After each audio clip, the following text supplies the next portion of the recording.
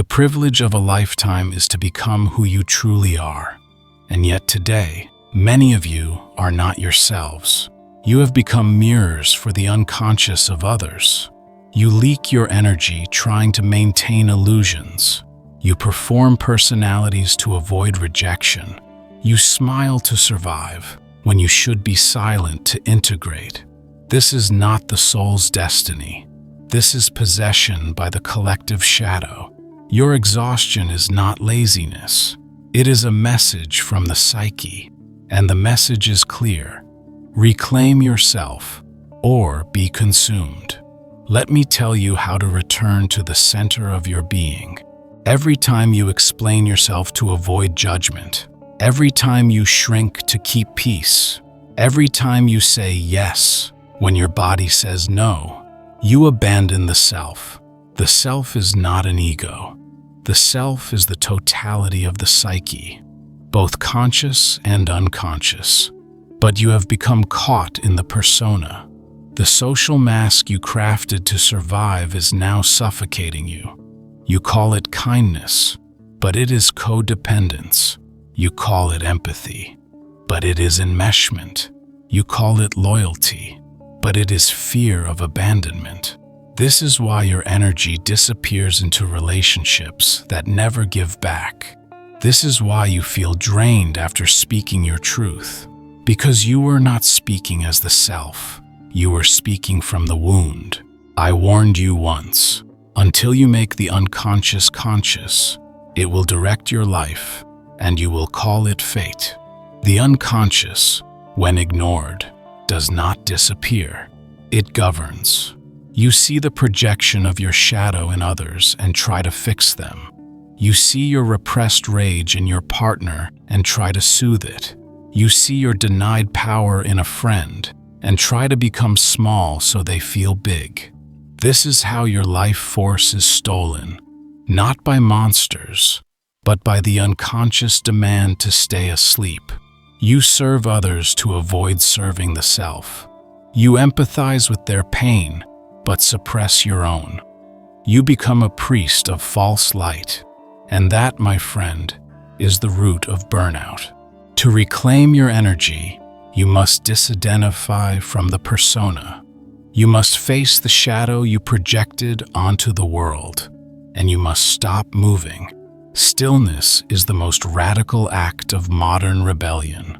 When you are still, you hear what the unconscious has buried.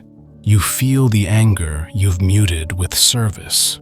You witness the power you've outsourced to others. This is not selfishness. This is individuation, the lifelong process of becoming whole. The most terrifying thing is to accept oneself completely, but it is also the most liberating. The moment you become indispensable to others, you become disposable to yourself. To be needed is not to be loved. To be useful is not to be seen. To be available at all times is to be unseen within. When people rely on you to be their emotional crutch, you become trapped in a role, not a relationship. And roles are prisons when mistaken for love. You're not being loved, you're being used. You're not being chosen, you're being accessed.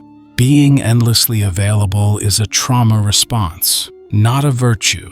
If you must sacrifice your peace to be part of the room, that room is not your sanctuary.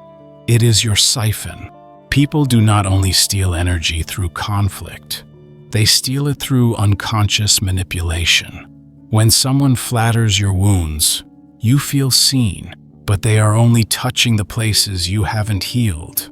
When someone guilt trips your boundaries, they are feeding off your unresolved fear of abandonment. When someone relies on your emotional labor, but offers no accountability, they are using your compassion as currency. This is the economy of energetic theft, and until you learn to value your own presence, the world will continue to offer payment in pain. No one can manipulate a self that has withdrawn its projections. Reclaim your mind, and you reclaim your frequency.